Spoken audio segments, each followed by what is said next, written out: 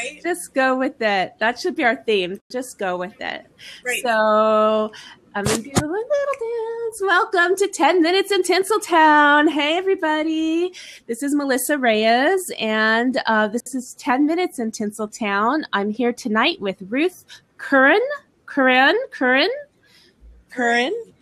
All right. And she's at Captain Cruncher, which is pretty awesome, on Twitter. And she was referred to me by our friend Rebecca. We have a mutual friend, Rebecca, who is in a Facebook group with me, and she's also a blogger. And she introduced me to this wonderful person, Ruth, who's an author. And she's going to tell us about her book and her app. She has a game that she developed, and we're going to talk to her today about being brain healthy. So, welcome, Ruth. Welcome to 10 Minutes in Tinseltown. Thank you. Thank you for having me. I'm so excited to be here. Thank you. Why don't you tell us a little bit about yourself? I'm an author. As you said, I wrote a book called Being Brain Healthy, What My Recovery from Brain Injury Taught Me and How It Can Change Your Life. And I've been creating brain games for the last 3 or 4 years at Cranium Crunches. We have about 7 games now. They're all picture-based. So I work on things that people don't think about, like paying attention. Mm-hmm. We talk about memory, we talk about losing things, but we don't talk about where that starts. If you don't pay attention to something, you have 0% chance of remembering it. Oh, that's so true, right? Yeah, we got these crossing around us all the time, and practicing in the context of your life is what a photo-based game is all about. And it's about having fun, and it's about enjoying yourself. And it's about rewarding your brain, and your brain rewarding you back. So the reason why you made this your course of study, or did you already study this when you had your accident? What is? Yeah, Tell us about that. all my degrees are in psychology, and I was kind of in the field, kind of out of the field at that time. And I got in this accident, and it really changed how I looked at how our brains function. You hit your head, and all of a sudden you're stuck in a fog and can't think your way out of it. It's very life-changing, perspective-changing. Mm-hmm. So I learned a lot of things about myself and about how my brain works and about how much the medical field can help you and how much, at what point you really just need to help yourself. Mm. I'm not sure when that happened, but there was a point where I realized that I had to stop looking for interventions, and I had to do all those things that I knew were helping me. And what I found out is the things that made me feel good, the things that made me laugh, the things that made me smile were really the things that were helping me think better. And I was nourishing my brain every time I felt good, every time I listened to a piece of music, every time I did something that made me laugh, my brain was being nourished with those great chemicals. So you get to that point where you try and amplify the experiences, turn up the noise on your life. Mm-hmm, mm-hmm. How cool is that? When you think about it, doing a brain exercise. That is cool. Now, see, I experienced that feeling of fog, because I had vertigo, and I had to deal with that for years, and it caused a lot of anxiety and depression. So I literally went through a phase of where I described it like fog, just, right.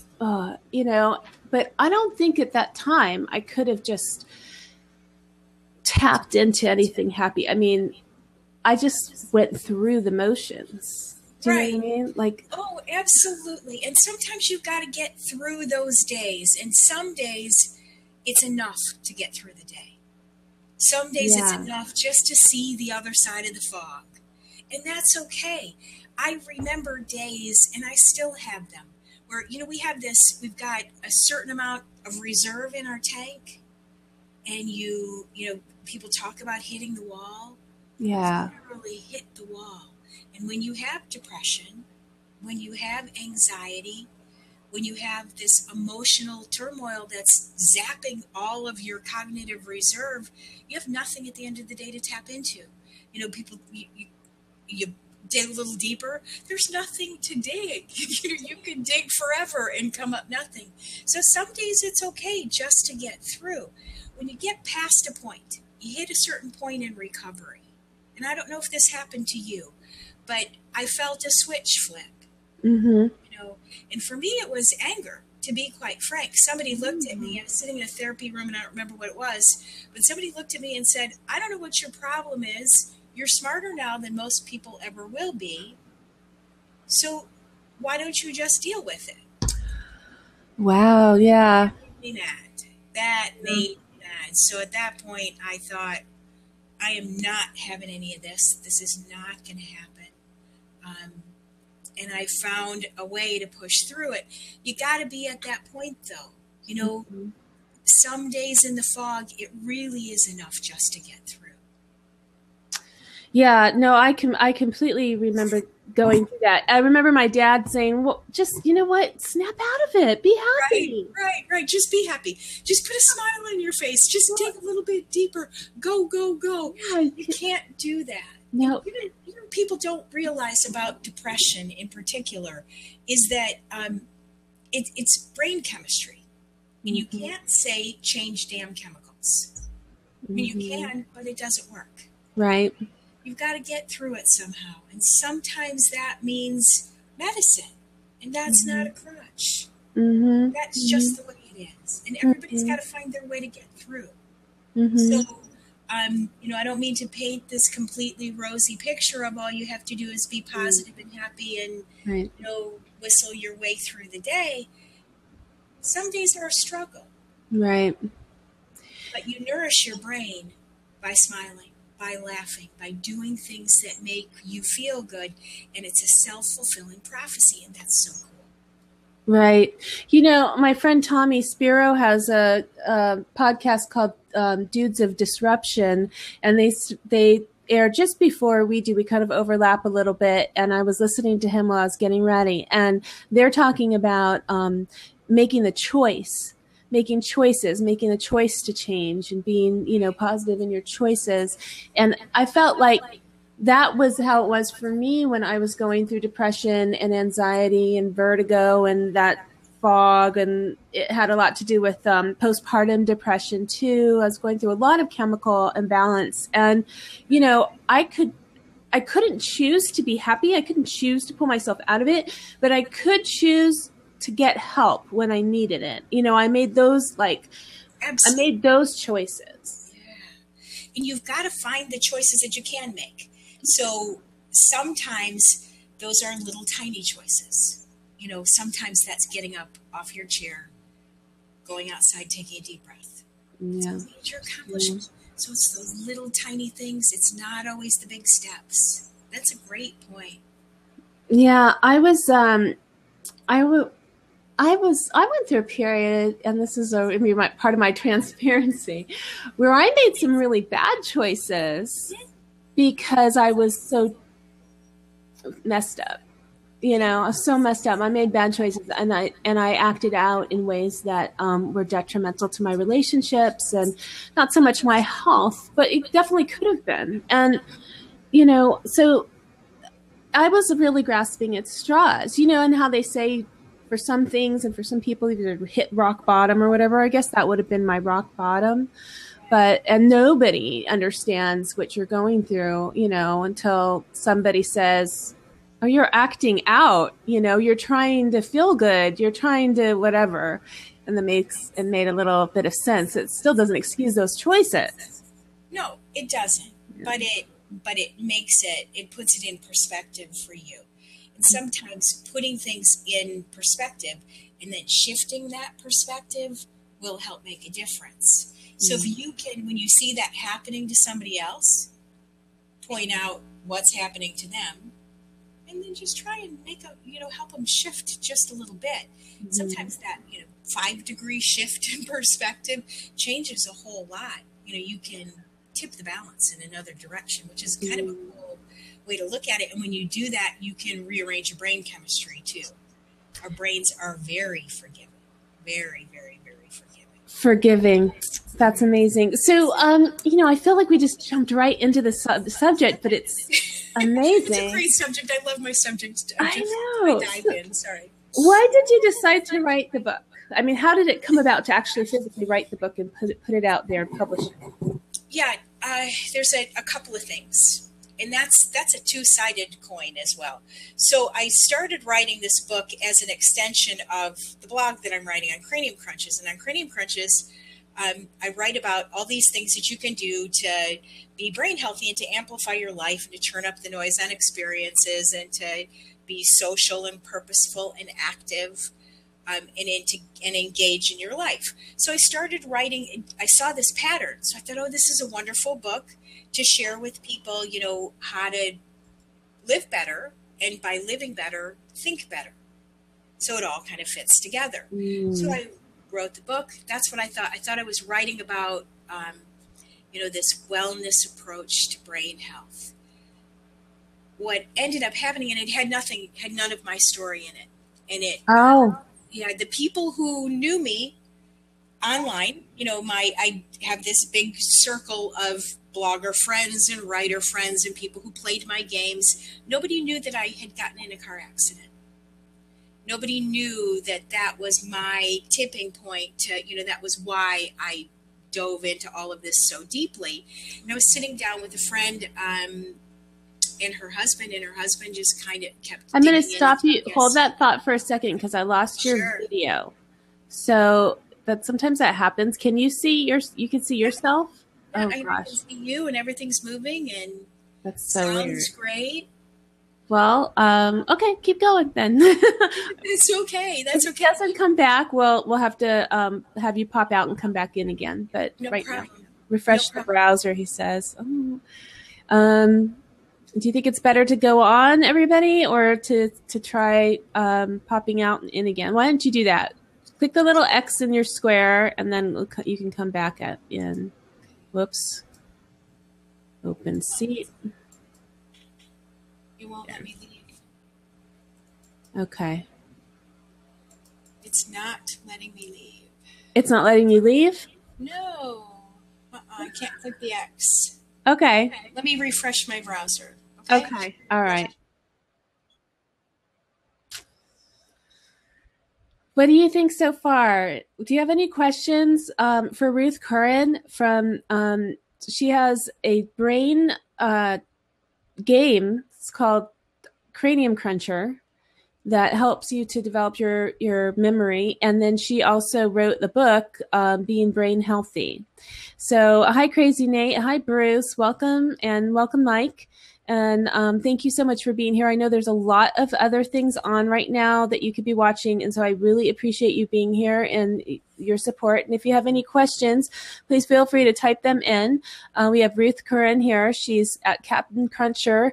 That's CAPT Cruncher on Twitter. And this is her first time on Blab. So if you have any questions, please feel free to ask.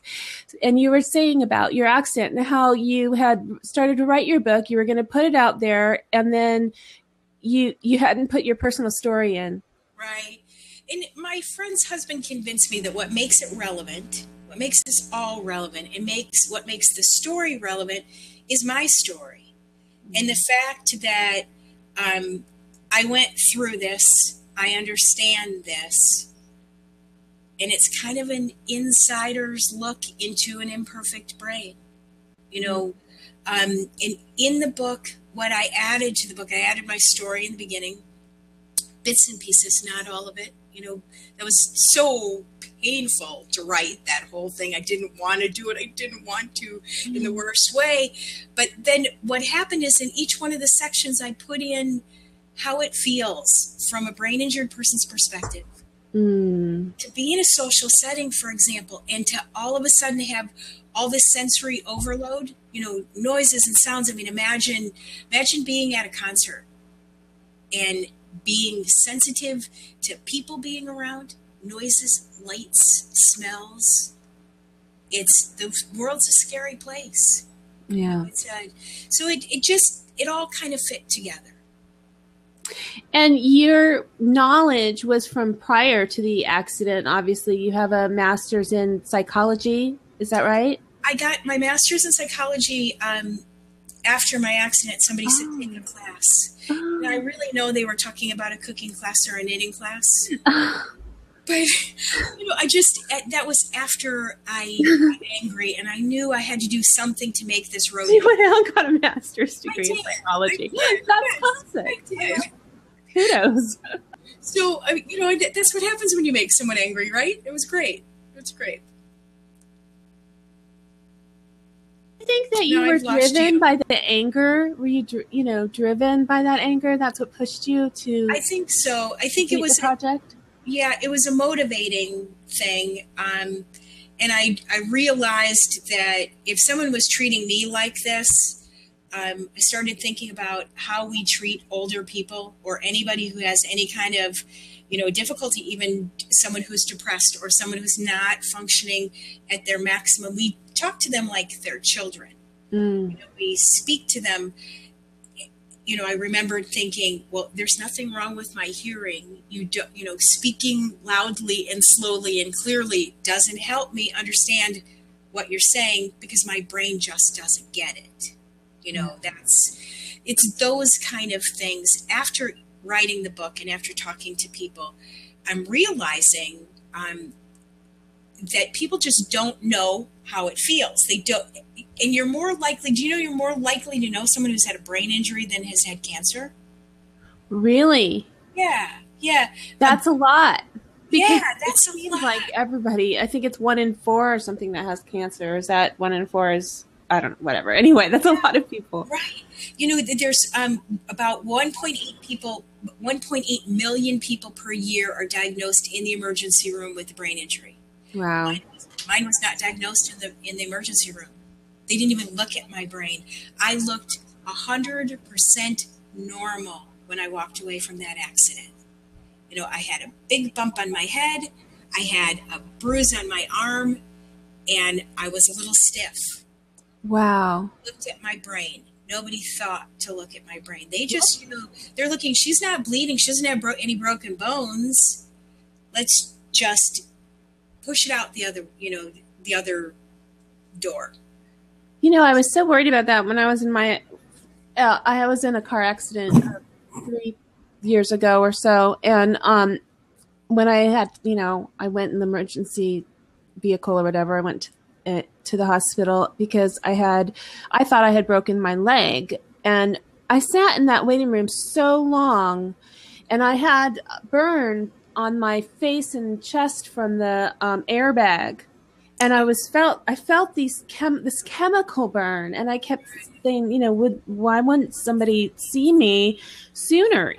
Something could be wrong with this, and I'm breathing this, and I just was so uncomfortable. And I thought I had a broken leg. Oh, it turned out to be a sprained ankle, and they wrapped it up and sent me on my way. But no one checked for brain injury. I mean, why? No, and think about the number of people who are not diagnosed in the emergency room. 1.8 million people every year are diagnosed with brain injury in the emergency room. Wow. So think about that. Think about the number of people who have strokes every year. Right. That doesn't count chemo brain. That doesn't count people with MS. That doesn't count people with Parkinson's. It doesn't count anybody with any kind of dementia. So if you think about it in those terms, someone who's had a brain injury. Mm-hmm. All of these things are hidden inside these very normal looking people. That's what I'm hearing from people. I'm hearing that, we had no idea that, a personality change really could be an indicator of a brain injury. Most people I know who've had brain injuries have had significant personality changes. They're not the same as they were before the accident. I hate to say this, but the only reason I know that is from watching ER. Do you remember watching ER? I learned more because whenever they would have something, because I knew there were nurses on it and doctors who said that they were from real life things, I would go and Google it or read about it because I was interested. And some of the most far-fetched things that they came up with were really of course they were factual. And so I remember an episode where somebody said, my husband's not acting like his normal self, but there isn't anything else wrong. And it turned out to be a brain tumor or something, but it was, right. Well, some issue with your brain. Right. So when you think about the fact that your brain is your command center for the rest of your body, nothing works without your brain. Right. And you have blips other places in your body. I guess I don't know. I don't understand why the first place people don't look is your brain. Yeah, that's interesting. Well, I want to take a little break and then and just kind of take a breath, regroup a little bit, say hi to everybody over here on Meerkat. Take a sip. If you have a drink or something, have a little sip. Cheers. I want to welcome Carolyn West, who came in. She's a friend of mine from the blogging world, and thank you for being here. Please tell a little bird. That really helps to bring people into the conversation. You could type in some commentary to add to it, and we'll be talking some more with Ruth Curran. She's the author of Being Brain Healthy. And after we come back from this little break, we'll talk about her game. I'm interested more in how that came about. And then I have some other 10 minutes in Tinseltown questions for her. And over here on Meerkat, I want to thank Tammy so much for sending out that message. She put hashtag awesome chat on 10 minutes in Tinseltown. You are so sweet. Thank you so much. And Starlight, thank you for liking this. Thank you all for liking and restreaming on Meerkat. I appreciate you being here. I know it's hard to hear, it's hard to see, and you're still with me. So we're doing a poll as well on Meerkat. Do you like watching restreams? And 85% so far say yes. And so that's great, because I keep thinking I won't do it anymore. But as long as you're watching, I will keep doing it. So and back to Blab. Liberty Place has joined, and we have 11 people here now. I'm so happy. To me, having 11 people here with me and my guest and being able to have a conversation that involves more interaction means so much to me. I was on a Blab last night, and it probably took about 8 or 9 hours of a constant stream of Blab, but they had hit a goal of having 2,000 people came in the room and throughout the whole time. And at one time, and that's the highest anybody's ever reached in Blab in its existence of the full, 2 months that it's been around. But it's very, very new. But they also at one time had over 230 people in the watching. So a couple things happened. One, they couldn't keep up with the comments because there were so many people, so many comments, and it was glitchy. And sometimes people, they were having some problems. That aside, once those people were in there for that long and put that time in, and they had gotten so off of their topic, they had the most amazing heart-to-heart conversation, where they opened up about themselves. And these guys are on the verge of tears talking about their journey. And that's what people loved hearing. It was amazing. And so it was having that interaction and having that goal of having more people come on is what brought them to that point. And so for me, just 10 people, any amount of people, having more people share this experience is what makes it wonderful for me. So thank you so much for being here. Back to Ruth. Okay, so we're about halfway through, and I wanted you to tell me more about what made you want to make a game. Tell me about the game like I'm a 3-year-old and I have no idea what it is. Cranium Crunches actually is a website that has 7 different games. Oh, wow. Okay. Yeah, there are, we have a couple of apps. Sorry, I think I just messed up the sound. Is it echoing on you? No, it's a little quiet though. Sometimes that happens with Blab. Okay. But I don't know if everybody else could hear you fine, I think. Okay, good.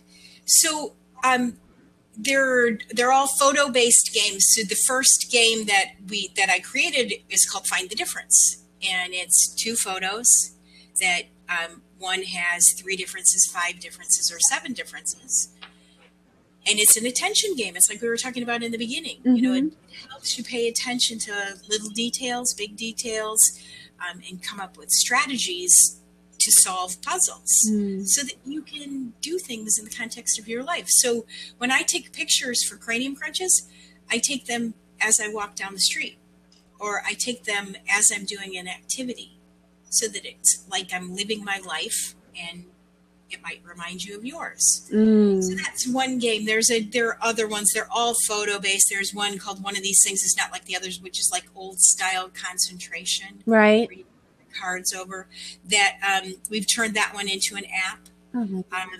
There are apps that take little games, mini games, cranium minis that take 90 seconds or less. So you always have time for a brain exercise.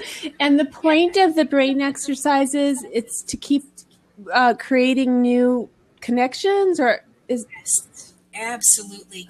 If you think about it like this, we're born with a certain number of neurons, and our job as we go through our lives is to connect those neurons. When we're born, the only connections that are made are those that help us survive, like respiration, heart rate, digestion. Those kind of things are connected.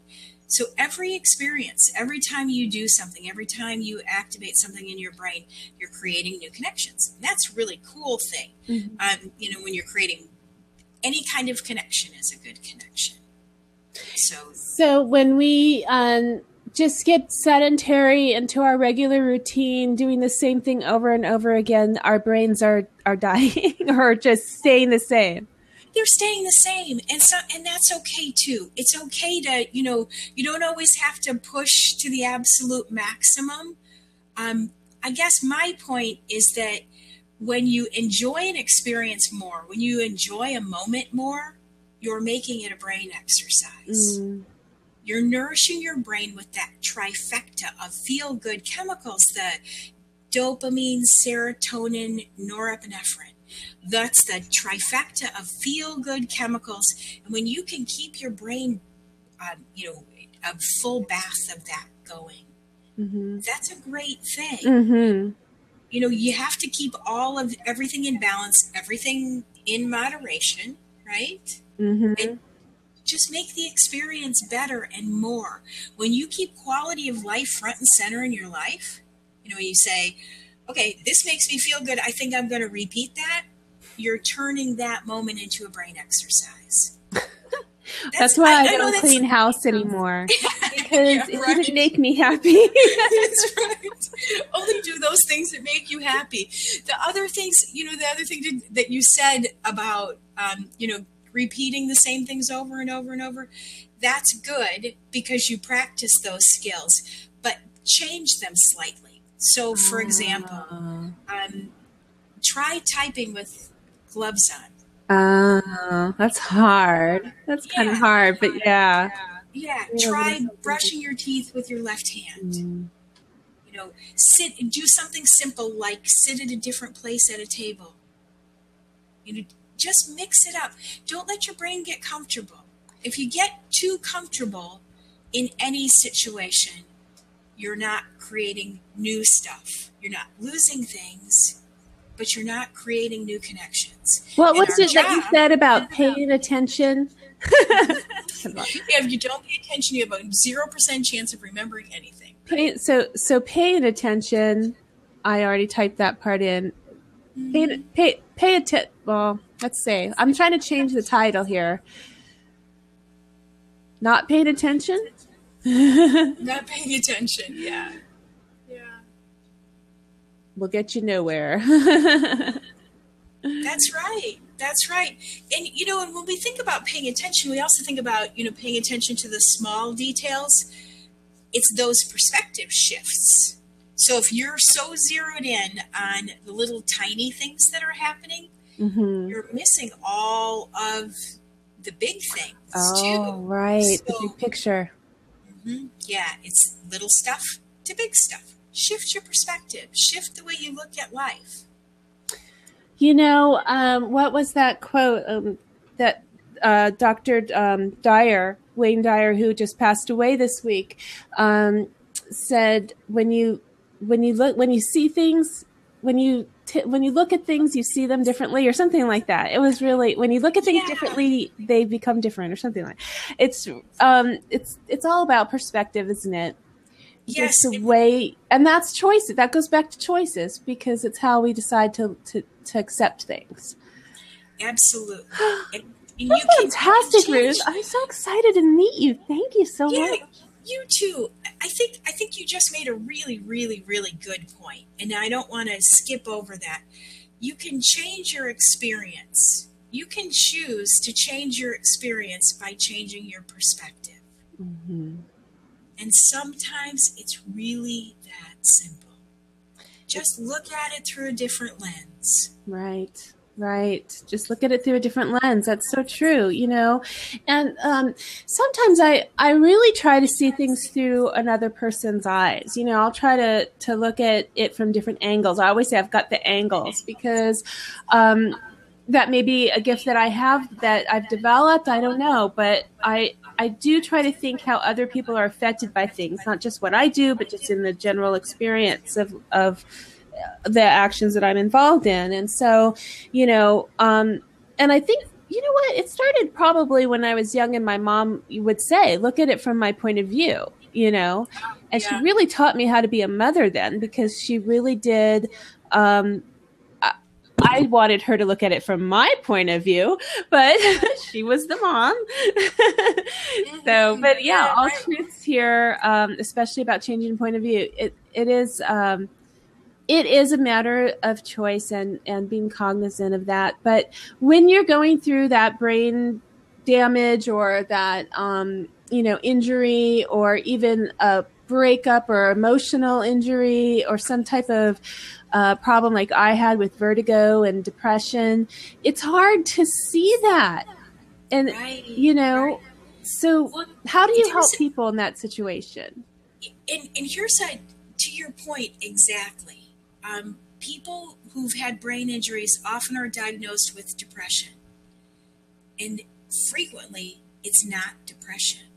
It's, you know, it's what's called lack of initiation. That means you can't start yourself, or you can't find the words, or, and there's also a lack of, I got to a point where I lost my empathy, and I've always been this very empathetic person, you know, and I pride myself on caring about other people. And all of a sudden I'm sitting here without motivation, you know, without a reason, without caring. So to your point, you can train that empathy. You can retrain the empathy by looking at life from someone else's perspective.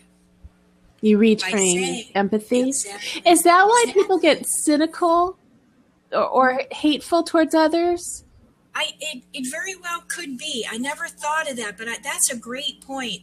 I wonder if that's true, because in the fog of a brain injury, when you're not feeling it, you know, when emotion just doesn't match reality, I think you've got a good point. That could be true. Yeah.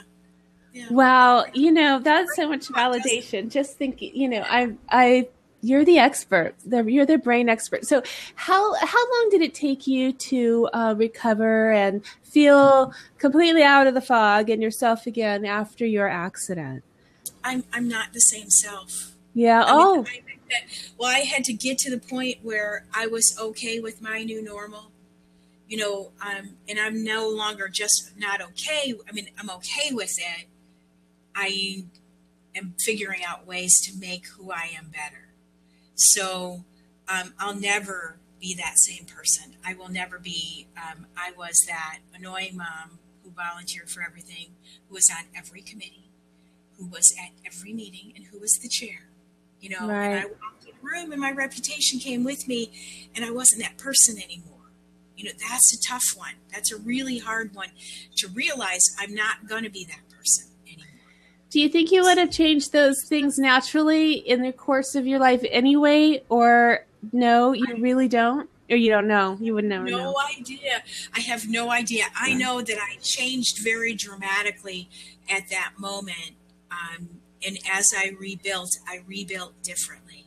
And, I'd like to look at through my rose-colored glasses and say I rebuilt better, but I don't know if I rebuilt better. but I definitely rebuilt differently. But to answer your question, very, very specifically, it took me about 18 months to think better. To think better. Yes, and to feel like I had a grasp on my thoughts, my cognitive ability. And I see. Oh, you see a question. I see a question. So, do you think that is a depressing place? That's a really good question, and I think it's a frustrating place. And you find what you find in that place. I found motivation because I knew I just couldn't stay where I was. That wasn't. I just couldn't do it. It was not a choosing activity for me. I had to move on. I couldn't stay in this place where I was spending 2 hours in the grocery store because I couldn't remember how to get from one side to the other effectively. I had to follow my list one step at a time. There's another thing that people don't realize that is one of the, I guess, gifts that came with a brain injury is something called sequencing. And you lose the order of life. I lost the order of life. Many people with brain injuries, with frontal lobe brain injuries, lose the order of life. It's called sequencing. So think about something really simple like boiling an egg. What happens when you skip a step? Well, I found out what happens. I have a wonderful husband who bought me 3 or 4 sets of pans because I burned one a week. Wow. Because I'd forget to put water in the pot. I'd put the egg in, I'd put it on the stove. It's those kind of things. You think about those things as people get older. Right. Worry about safety of parents, grandparents, Cooking whatever. Yeah, forgetting to turn off the oven or the iron or It's something. just the misfiring in the brain, and that's called sequencing. And it's a scary kind of thing. And I knew I couldn't stay there.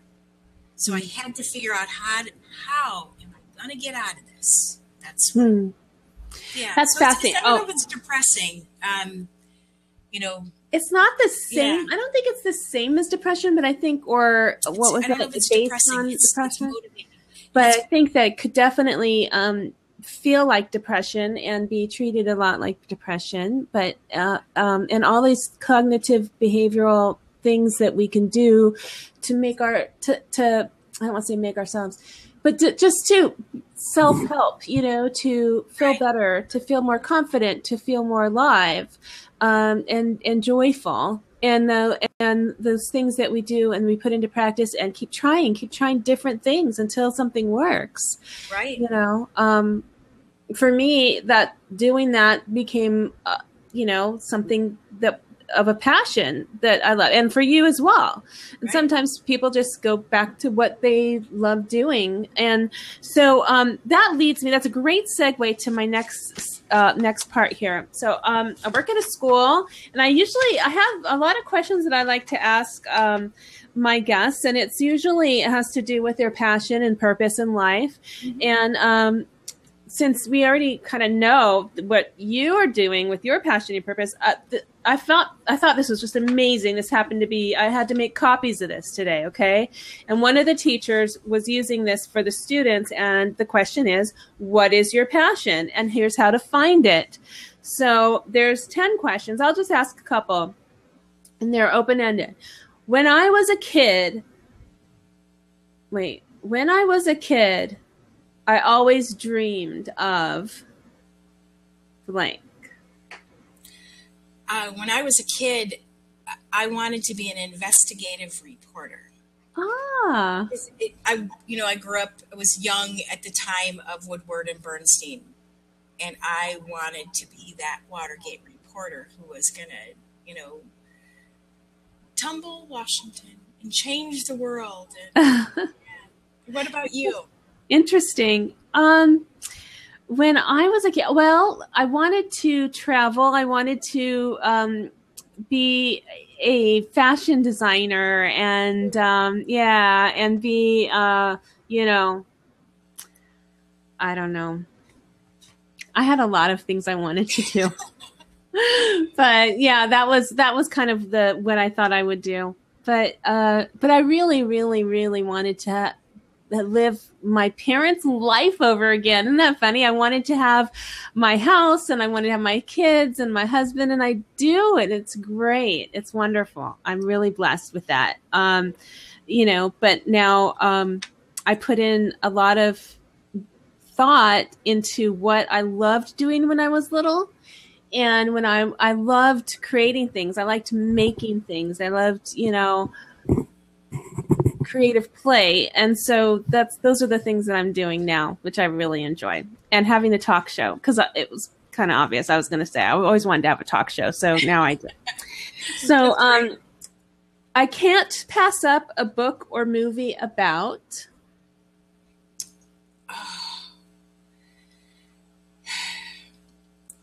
I hate to admit this.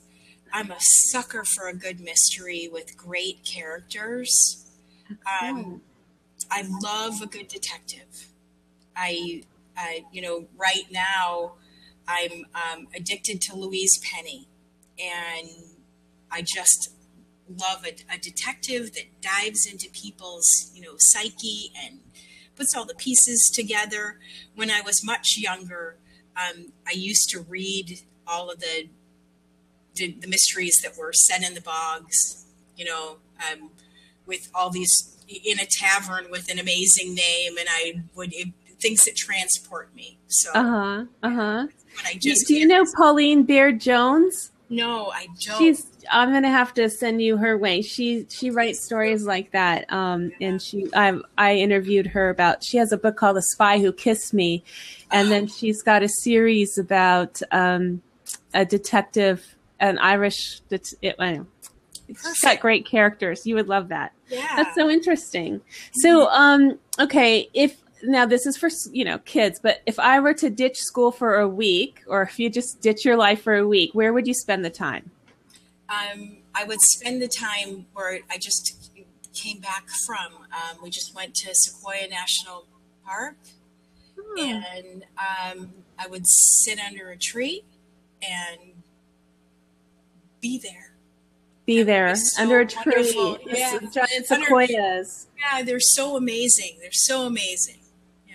Do you ever wonder what it's like to be at the top of those huge trees? Yeah, I got a stiff neck thinking about that. I kept staring up to the top of the tree, and I came back and looked at my pictures, and I probably have 40 pictures of, standing in the middle of a grove looking straight up. It was a cool experience. I loved it. Yeah. So what do you think of when I say like 10 minutes in Tinseltown? What attracted you to being in Tinseltown with me today? Well, actually, when we were introduced, I did a little bit of research on what you talk about. Mm-hmm. And you talk about joyful things. You talk about the things that excite me. How do you make your life better? How do you enjoy things? What do you do to laugh? What do you do to make it all better? That's what attracted me. And, and I saw the name of your show, and I thought, gee, why do you think I'm a good fit for that show? But it's your perspective, and I just adore your perspective. It is. It's my little play world where you are the superstar. And I do. I think you are amazing, and I wanted you to have that time in Tinseltown, just to shine like a star. That's great. And that's wonderful. And I think, I know a lot of accomplished people who are uncomfortable with that. And here's an example. I'm working with a guy, and I went to observe when he was in a meeting. And he was in a meeting with this famous architect, and the famous architect hands me my book and says, "Can you sign this for me, please?" And I looked at him, and this little voice in the back of my head is laughing hysterically, like, "Do you really know who you're talking to?" So it's that spotlight that's, hard to grasp, but I'm so grateful for, because it helps get the message out, that we really do all know these people who we can help shepherd through the process, you know, and it doesn't have to be painful. No, it doesn't have to be painful at all. It's liberating and it's fun. And you, you know, gosh, you just, when you speak, Ruth, it just, you're speaking for everybody, because I think we're thinking these things, but we don't really know how to articulate them or understand, like, but it makes so much sense, and it makes me feel so good to hear you say it. You know, I never realized that I would have so much empathy and feeling for you through your experience, having not, I didn't think I could relate to what you went through, but I totally do by the way you're describing it. And it's human experience. We all go through this. We all go through times when, you know, it just feels like nobody will understand us, and what I'm going through is just, you know, these four walls and can't get out. But the truth is, just break out however you can. However you can. However you can, do whatever it takes, because it is so, life can be so good if you just give it a chance, right? Yeah, and that's our new title. Break out however you can. Okay.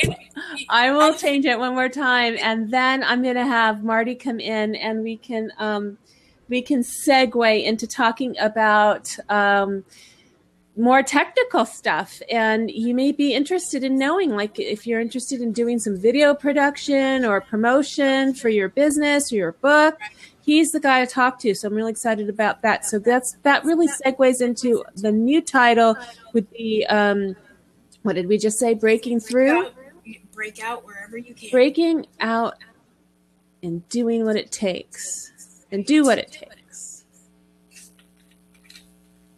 Whoops.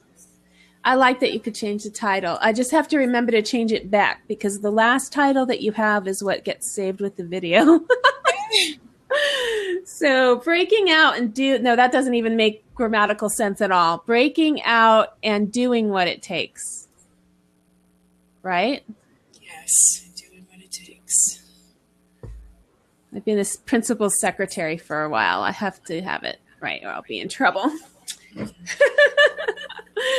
Okay, right. So what, let's see. How's everybody doing over here? Gonna dash. It was great. Oh, thank you. I don't know why you all think it's great, but I'm glad you do. And thank you for being here. Who's this? Kevin, thank you so much for being here. I'm going to follow you. And thank you, all 34 watchers. And my percentage has gone down a little bit, but still 75% like watching restreams. That's cool. So I'm going to end that. And let's see, put a little picture in here. Right now we've got Ruth Curran, and next we have Marty McPadden. So if you'd like to stick around, I'm going to keep the stream going. And next I'll have Marty McPadden from right here on Blab and Meerkat. And okay, so Livewire Electric over here is my friend Bruce. He says, please get a hold of me through Twitter. So you two can follow each other. Ruth is Captain Cruncher, CaptCruncher on Twitter. And if you go to MsMeliz.com, I'll type that in here, MsMeliz.com right now, I have all of her links to where you can find Ruth on her websites and Facebook and Twitter and Instagram. I think just everything, wherever she is, it's there. Everywhere you can be, right? That's right. So I'm looking forward to I want to get your book. When I meet you, I'm going to ask you to sign it because you are so awesome. And I'll send you a copy of my book because I wrote a book too. And there are a couple of the things that you talked about, I went through and I shared that. So it's, or you could find it on my blog because my book is kind of a compilation of lots and lots of blog posts. And I had, put it together in that way so that can, kind of tells a story of what I went through for over a few years without really having to tell the story. Yeah. Bits and pieces. Yeah, bits and pieces, but you put it all together and that's what you get. So I'm going to type in over here. It's at Marty McPadden. And I'm going to do that. He should get a ping, as he says, ping me when it's time. So he'll come on and I'll invite him in. And we can ask a few of these other questions. I think these are so much fun. Most people don't know this about me, but I really enjoy blank. Well, actually, people who know me do know this about me. But it's, I'm addicted to the Food Network. The food? Oh, okay. And you said that you like to cook, right? Don't you like to cook? And hike. Yeah, I love to cook and hike. But what I love about cooking is that it's so creative. And it wakes up your senses. And that is one of the best ways to wake up your brain and to make connections in your brain. It's another way to get past that empathy block too. It opens up new ways. So when you add textures and flavors and you play with them and get creative. I used to be a good cook. The pre-accident me was a good cook, and now I'm a really good cook. A really good cook. Yes, because I am adventuresome and I play with stuff and I enjoy it and I dive into it more deeply too. So yes, I love cooking. That's amazing. That's awesome. Well, so before I cooked because I felt like I was responsible and should do the cooking. And then later I realized I'm really into that cooking. You know, I perfected a couple of things so that when my kids ask me, I'll say, you know, I make them these things that I like, but I'm not adventurous anymore about cooking. You know, I think it's wonderful. It's wonderful that my brother is like you. He loves the Food Network. He calls it his cooking classes. He says he says he's trained by the experts because he will make and learn things and apply what he learns from watching those Food Network shows. And then he makes the most incredible, he loves to entertain. So the meals are like 5-6 courses, you know, and it's all always really good. And who knows what he goes through to do that. No interest for me at all. I'll just sit there and enjoy it. I love it. My house, I love to entertain. I love to have parties and I love to serve food. I like to make some of the food that I serve, but it doesn't have to be like I created it. You know, I don't have those feelings. You just have to invite your brother, right? Right. It was really exactly. It was. I like to, you know, impress him. So there's that competition, that healthy sibling competition, where I'll pull it out. You know, I'll make it great because I want him to like it. But I don't really feel like doing that all the time. And so what I've learned through the process of finding what I'm passionate about, I've also discovered what I'm really not passionate about. And I choose not to always do those things. Mm-hmm. And I'm a happier person because of that. Yeah. You know, I think, and I think another thing to keep in mind is one of the things that I learned while researching the book and while researching brain injury and how to get past, how to amplify your life and how to make new connections is finding and serving your purpose is a great way to nourish your brain. So if you think about all of those things that it feeds, you know, finding something you're really passionate about and diving into it, whether that's music, whether that's talking to people like, you know, like you do on your talk show, whatever you feel is helping make a contribution, you're shining a spotlight on people that you think, you know, other people can learn from. That feeds something in you. Yeah. I like to feel good. And I like to share. Right. And when you do that, that feeds that passion. And that's what drives us and makes us better all the time too. So, and it's a brain exercise in the process. It's another one of those crazy things. Well, it's a really neat way to look at it. And then to back it up with all the research that you've done, or just this, the, I want to say technical, but the biological, workings of our brain. And it makes so much sense. For me, I want to learn more about that, but I've learned more about, heart, listening to your heart, thinking through, positive energy, that kind of stuff. Right, That's really helped me. But if you combine that, like, do you know of the Heart and Math Institute?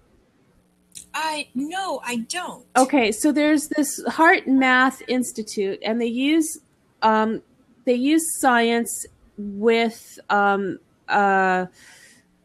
positive thinking, cognitive behavior thinking. Right. And so they combine, like, where your normal breathing exercises are healthy and they're good for you, and you get that energy going and you get your oxygen flowing. That's really great. But if you combine it with thoughts of joyfulness and happy experiences, you're actually increasing the blood flow. And that's, they like put it together. Right. In a nutshell. It's Yes. a huge thing, though. And so there's a lot of things that's called the Heart Math Institute. It's amazing. But so I've always really liked combining those kind of, technical, scientific answers and the esoteric answers together. So that's kind of neat. Yeah, it's that connection between how we behave and how that affects our bodies. So if you can make those connections, that's amazing. It's, and I think what we need to do, what we don't think about doing, we talk about when you hit stress, you can feel it in your body. I know what I feel like when I'm stressed out. But do you really know what you feel like when you feel good? So when you want to shift back to good, what are you shifting back to? So take those moments when you're feeling great, like at this right now. What does your heart rate feel like? What's your breathing feel like? How are all of your senses reacting? What are you doing? How are you positioning yourself in the world? Capture that moment. Take a snapshot of how your body feels. And then try and shift back to that. Use your breathing. Use your control of your heart rate. And all of that positive thinking. Right. I noticed when I started feeling really happy again about life that I would just wake up with a smile on my face, or as I'm driving to work, I'll just be smiling, and then I look around going, "Does people see me smiling? I wonder if they think, why am I smiling?" And I really would think, what's making me feel happy today? And there's nothing that's any different than yesterday when I was stressed or worried, except for that I hadn't even thought about those things yet. And so this could be my normal state, Right. And so I think I did that without really taking stock on purpose, but I would think, this feels good. I like this. I'm going to make this happen more. Or at least bless the fact that it's happening, because for so long, I never recognized that feeling, I would harp on the negative. That's the point. We spend so much time focused on what's wrong. Right. And not enough time focused on what's right. And if we focus more on what's right, we want to repeat that. And part of the brain injury experience was finding those things that I absolutely loved, what made me happy, and then pairing them with things that I needed to do to get better, but didn't necessarily want to do. Like, for example, I love music, always have loved music. It makes me feel good. It drives my passion. It does everything for me. I started listening to music when I worked out. And it made it okay. It wasn't quite so scary. That's why I listen to music when I clean the house. Listen to music when you cook, too. Yes, I do, actually. I do. And a glass of wine. Yeah, it's pairing those things that make you feel good with things that maybe don't make you feel so good, and turning that into a good experience, too. So that's what I mean by turning up the noise on an experience and taking right now, this moment, and making it good. Because that could be your new normal, right? It could be like that. Yeah. Oh my gosh. Ruth, you're so amazing. Thank you so much. You know what time it is? It's 7:00. It's been an hour. Happened. Yeah. I told you. Fly. It goes by fast. Now, unfortunately, we lost my second guest because I guess he didn't read the fine print when I told him he was going on at 7. So he's not going to make it today. We'll have to do my interview with Marty McPadden another time, maybe tomorrow night. It's at the same time so that he gets to be on a little early. I know it's late for East Coast people or wherever he's at. But I have to say, I really am glad it worked out in this way because I've loved every moment that I've spent here with you, Ruth. Thank you so much for being here on 10 Minutes in Tinseltown. Oh, thank you. Do you have any questions for me or about Blab or anything? I have a question for you. You do? Yeah. What are those moments in your day that you want to repeat? That I want what? That you want to repeat. That you want to capture and bottle and repeat. Every day when I get home from work, my cat escorts me up the stairs to my bedroom and waits for me. Sometimes he even reaches up and tries to open the door. And we go in and I take off my shoes and lay down on my bed and he comes and wants to be pet and I say, let's snuggle. And we sometimes will fall asleep and take a little nap. And that is the most peaceful, relaxing moment where I feel comfortable, loved, relaxed, appreciated. And if I don't get that, I can't do it every day, but if I don't get that every few days, I feel I really miss it. It's a really important. So that would be a time that I like to repeat as often as possible. So one cool brain fact, when you're thinking that thought, there are areas in your brain that light up.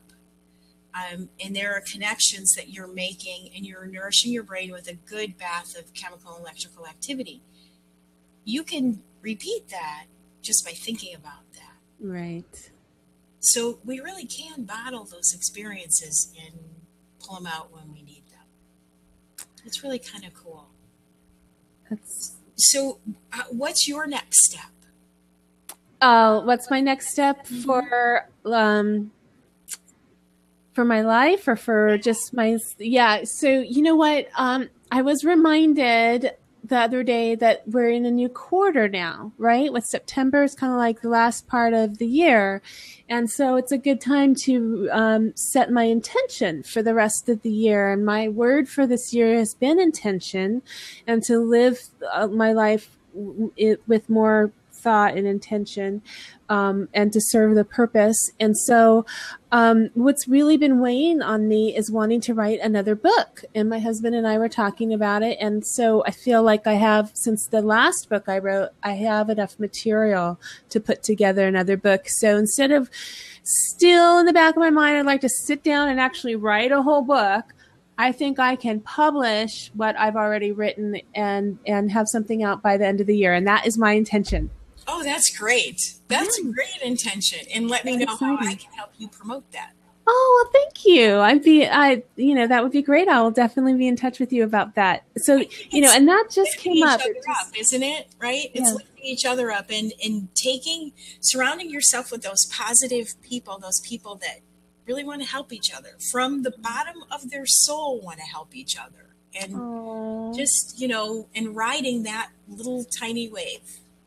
Yeah. Oh my gosh. So exciting. Riding that wave.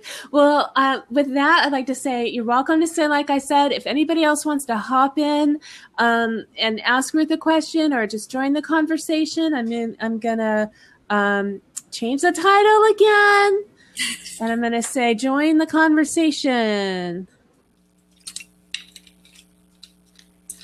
And on 10 minutes. It's not really 10 minutes, by the way. It's infinitely 10 minutes in Tinseltown. I'm 10 minutes in Tinseltown. Here's Bruce. Sometimes I have trouble typing this and it bounces off. Oh, I'm so glad. I was just reading your comment too. You said it's good to be in a city for those inner moments. For me, people don't care if you go around grinning. What a great thought. Right. It kind of reminded me when Melissa said that she, is driving along the freeway, I guess, in Los Angeles, and she's smiling and wondering whether everybody's going, what's going on? Because oftentimes I find myself doing the same kind of a thing, or, the opposite of that, and nobody really cares. Most people don't, anyway. But no, I don't really care what other people think anyway.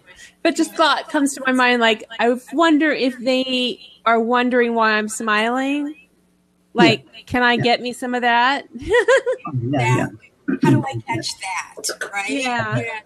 Yeah. That and sometimes that's kind of cool to express to other people if you're in I take public transportation all the time, and I find that to be for me really good because I get to talk with people of all types of all forms anyway, and sometimes that's kind of neat to sort of break through somebody's shell just by smiling and saying, hey, how's it going today? But anyway, Ruth, I wanted to ask you from a perspective of the organization that I'm forming is based on people being able to communicate with other people that have disabilities. And I was wondering what do you find the most difficult thing that people view when how they view you when you have a brain injury? That's the right question. I think there's not a simple answer to that.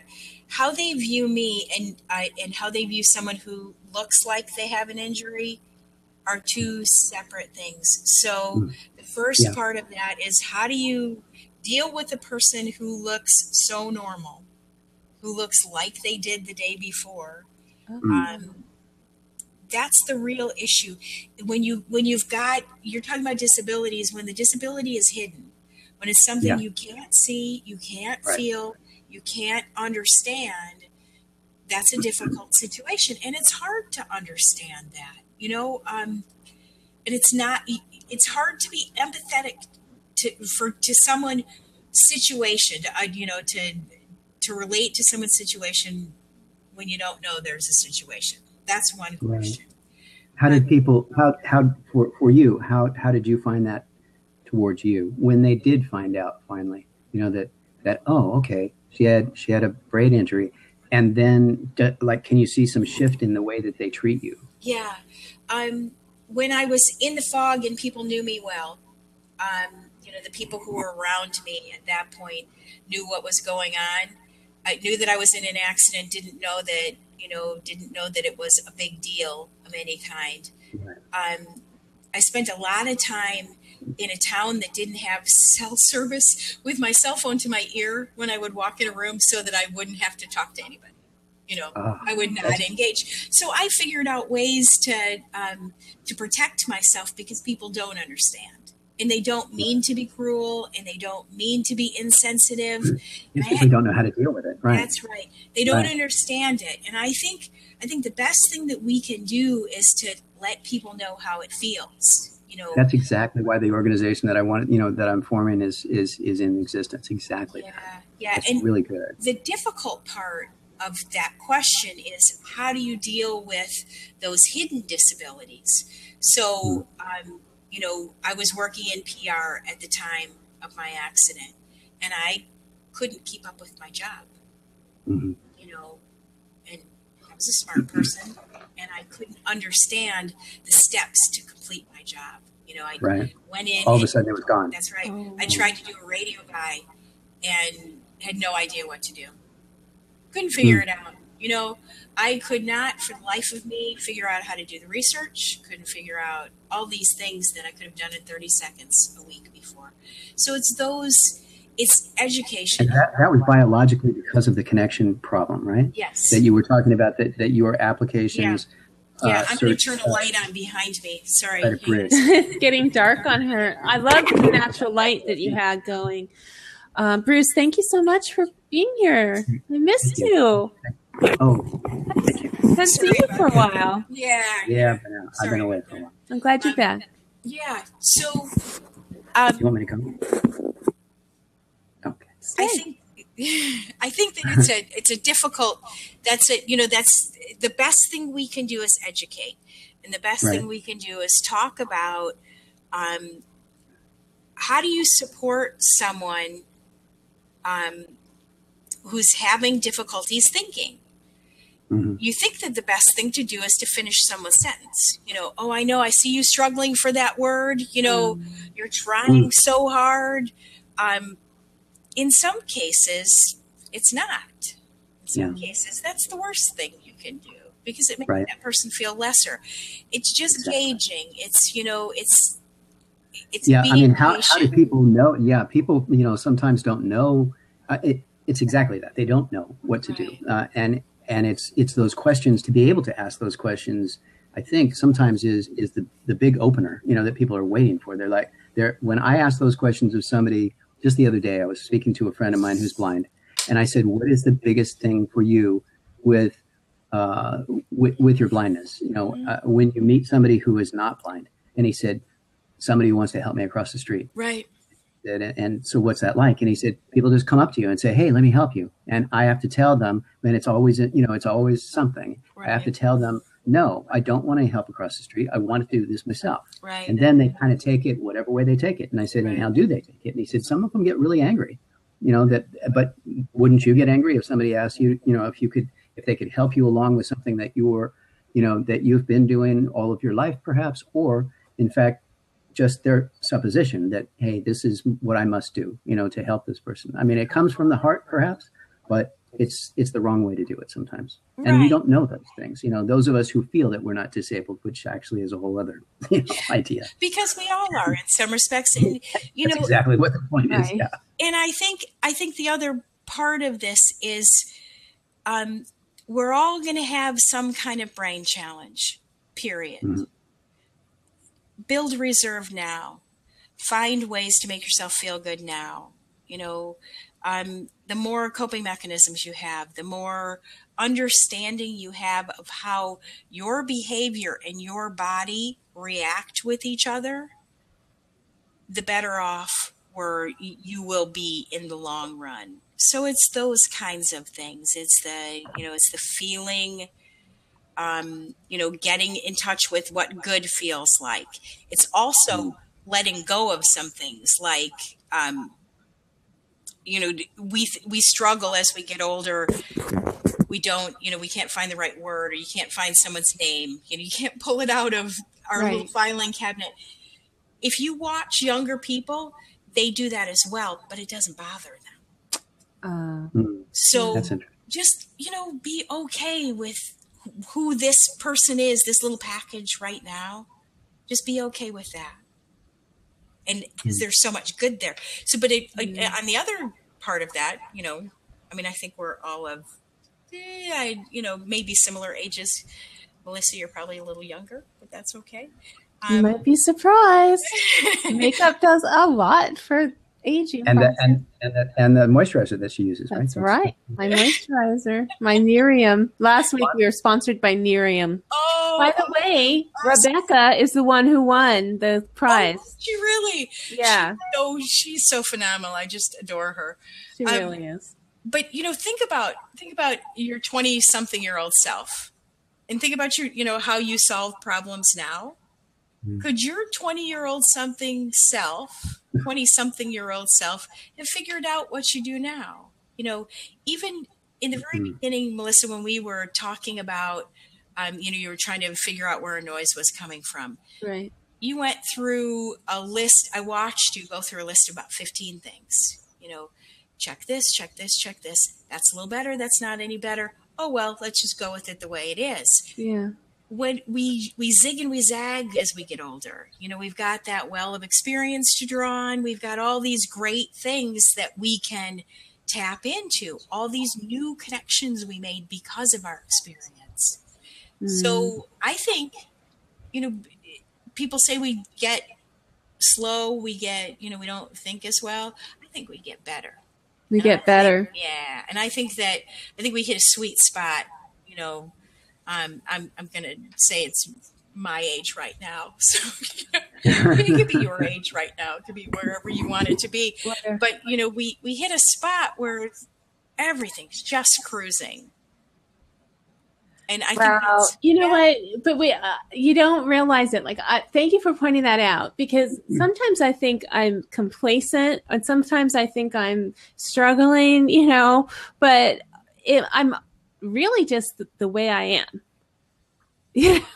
I think the truth is that we do that at all those stages, all those times, and sometimes we can't see it while we're there. Sometimes we can see it while we're there. Right. Like sometimes at my age, I think, wow, but for sure, when I was 20, I could not see that stuff. So I think the more you age, you know, you have more of this experience to deal with. And that's why I was saying, like, I was getting to the point that I asked about before, that maybe depression has something to do with our past and our future thought and how we fit in, like how we didn't then and maybe we will, or now we you know, we're in a good spot, but before we weren't.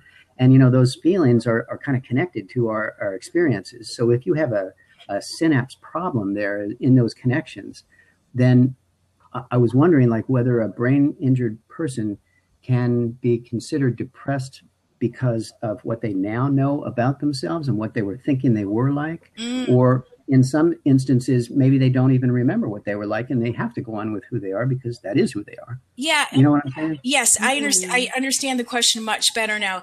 And I think that part of that, what I was... Hold on a second. Yeah. Okay, there I am. Okay, Melissa, come on back when you want. Your show now, Bruce. Yeah. I'm sorry. I was kidding. No, I just lower the fan. I don't mean to take over. So I think what I was saying when we were talking about depression earlier is that brain injured people are frequently diagnosed with depression because they get quiet. And you think of depression, you think of chemical depression, you think of postpartum depression, you think of those kind of things. You know, the first sign is being quiet and reserved and withdrawn. Some days that's because there's nothing left in the tank. Some days it's because you just don't know how to express what's bothering you. Some days it's because you don't have the energy. You've spent so much energy thinking. It's just harder to think when you're up against obstacles. Right. When you don't have all those connections to rely on, it's tougher. So that looks like depression, and it's really not. So I don't think that it's depression. I really don't. And, you know, I know there are a lot of people who disagree with me, but I don't think depression is experience-based at all. I think it's body-based. I think depression, you can be sad. You know, you can be upset about a situation. But real depression, and it sounds like you know what that felt like, Melissa, you know, is a chemical thing. It's something that happens in your body that you can't control. Because I've gone through grieving where there's real sadness, and it's very different than what I thought what depression was for me. You know, very different. And still not quite manageable. You just had to go through it. But it was a part of, part of the process of, it was so natural. And once I gave into the fact that it was so natural to go through those things, those feelings, and that they're just going to that they'll come back, and I've embraced those feelings of grieving, that type of sadness. You know, I can pinpoint when it's happening, and I can just go with it and warn other people I'm going to be a crybaby today, that kind of thing. But with depression, when I had clinical depression, I could not pinpoint it. I couldn't tell you why I wasn't feeling good. I couldn't even get the words out. It wouldn't even occur to me to say something about it. Right. I was so deep. Yeah. And withdrawn. I don't think that's experience-based. No. I honestly believe there wasn't anything going on to make me feel that way. That's right. So someone who says, oh, just get happy, think happy thoughts. It doesn't always work. No. You know, there are times when you can shift. There are times when you can take the positive tact. And as we talked about earlier, yes, we do always have choices. Right. Sometimes we don't have control over those choices. Right. Sometimes those choices are not big enough to make a difference. Right. So. And I'm so glad we're talking about this right now, because I've been thinking about it a lot lately. And what happens when you realize that you're being told that you're depressed and you can't accept it because maybe you are dealing with something physical, and you don't know what to do about it. Sometimes it's just a matter of kind of accepting. Okay, Bruce, you need to get going. Okay, thank you. So let's see if I can articulate what I want to talk about. But so it's that fog, and I tell people one day you're gonna wake up and feel better, and you won't even know why or how you got there. Right. But there'll be that shift back. Don't lose hope that there's not, that, you didn't always feel this way, and you can shift back. And until then, do whatever you can to be okay with it, but don't stress out about finding that magic formula. Right. Because it's not the same for everybody. And it's not the same for you from, situation to situation. Right. So if you go with it, you be the best you that you can be in that moment, make the best choices that are in front of you in that moment. Right. And just trust. Yes. That's a crazy thing to ask people to do. Just trust that it's going to be okay. Right. It's so hard. My little old Auntie Bessie, she's passed on, but when she was always old to me. And but she was in my life for a good 30 years. And when she used to tell me that when she just couldn't have any control over anything, she would say a little prayer, and it wasn't like too spiritual of a prayer, but it was trust. And she would use her fingers, TRUST, TRUSD, and just like do a little chant and trust. I love that. Isn't that cute? And I'll think of that from time to time, and just there's nothing, what else can you do sometimes? Just right. Yeah, and I try and get, I try and find something to hang on to in those moments when I feel it creeping in, or think about when you're stressed, when I get stressed out or when things start really weighing heavily on me, I can feel my shoulders physically rise. So I try and take a deep breath and drop them. Right. Each exhale, feel it just go down just a little bit. Sometimes that works. Right. Sometimes well, that's where not quite enough, right? That's where the heart exercise comes in that I was telling you about, like that heart. If you when I start to feel that kind of tension, sometimes I feel a tightness in my chest, like the anxiety start to build up. So I put my hand there on my heart, and I think about my heart, and I think like as if I'm breathing through my heart, not my lungs. Right. And take that breath, and when I can breathe in and out through my heart, in my imagination, I think of a happy thought, a good thought, like a predetermined happy place. And then, get that going through my body and my mind, and it brings me to peace. Now, if I'm at the dentist, I think about Lucy and Ethel episodes, right. And that takes my mind away. But if I'm really stressed or whatever, I try to think about loving, comfort things. So, but everybody has to have their own thing. Like my aunt would do the thing with her fingers or whatever. So everyone's got, and you're right. And it helps to develop one of those things, even when you think you don't need one. Because there will be a day when you need one, and there are some times when, thinking to yourself, repeating love and light or whatever it is not quite enough. So just have a backup plan. Yeah. Well, it's really great to know that these same principles apply when thinking about brain in improving your brain and using your mind and helping to make yourself better. Is that, it really does. It makes me feel very, very good. I feel really good right now, Ruth. Yeah. Thank you. Well, and I have to remember this moment. Absolutely. So get in touch with how your heart rate feels and return to this moment right now. Yes, absolutely. That's awesome. It's and rocking. I think the thing to focus on is feeling good is a self-fulfilling prophecy. It really is. Sure. And when you feel good, you're rewarding your body, and your body's rewarding you. And everything just turns into this big circle. And it's almost like you can't help but spiral. So a little thing gets the whole thing rolling, which is kind of right. Cool. Trying to move this around so people can see you because you're dark.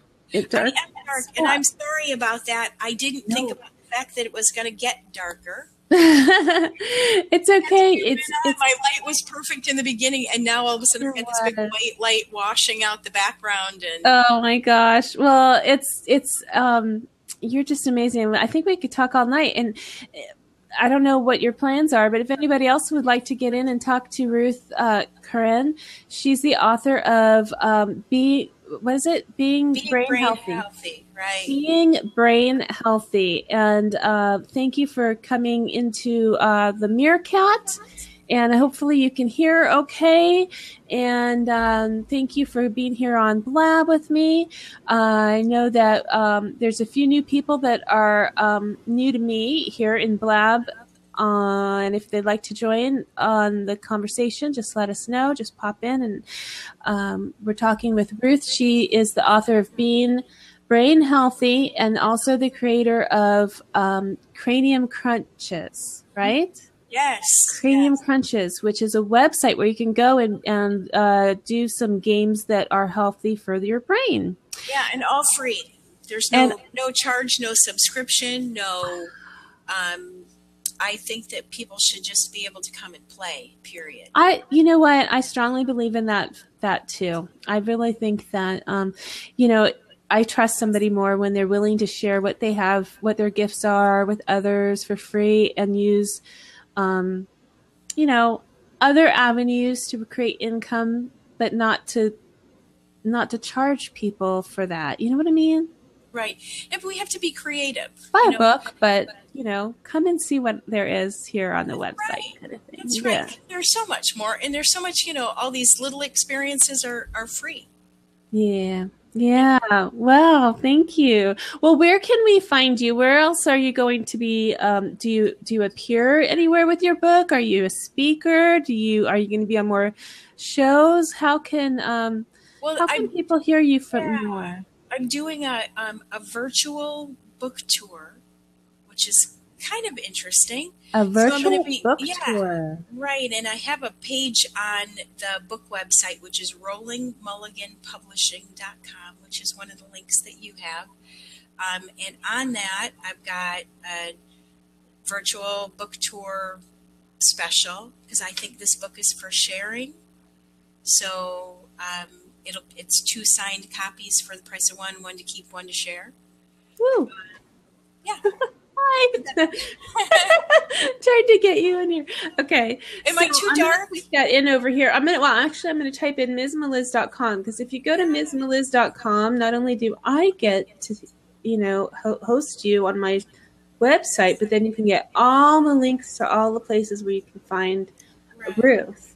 So, I didn't. Yeah, there it is. Like you said, I'm Captain Cruncher CAPT on most things, on Instagram, on Pinterest, on Skype, on Twitter, on Facebook. It's Cranium Crunches and Ruth Curran.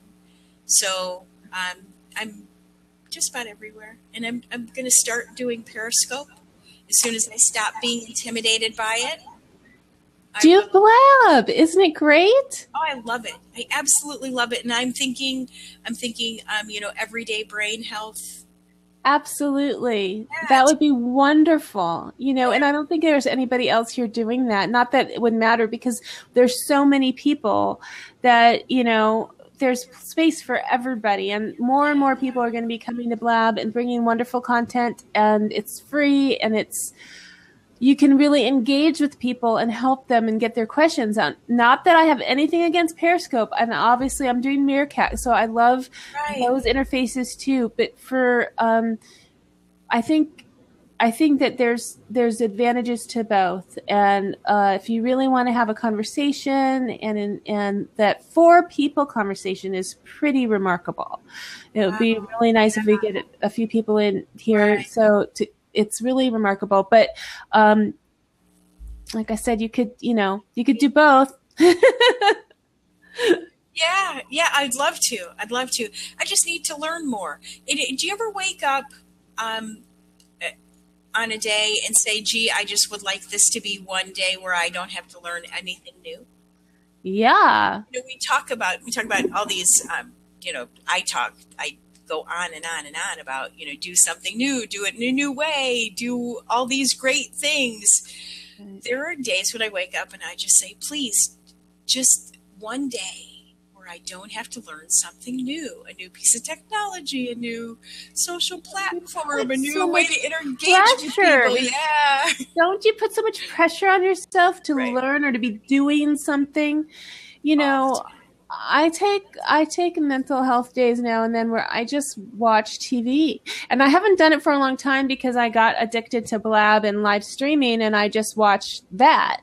But I used to feel a lot of guilt over that. Like, I should be doing some laundry, or I should be doing some editing, and I should be writing, I should be cleaning the house constantly, And so, but then I stopped putting that pressure on myself and say, you know what, right now I should just be watching TV, because this is making me relax, and that's what I need, some rest and whatever. Or I want to watch TV. I want to be entertained for 8 hours straight.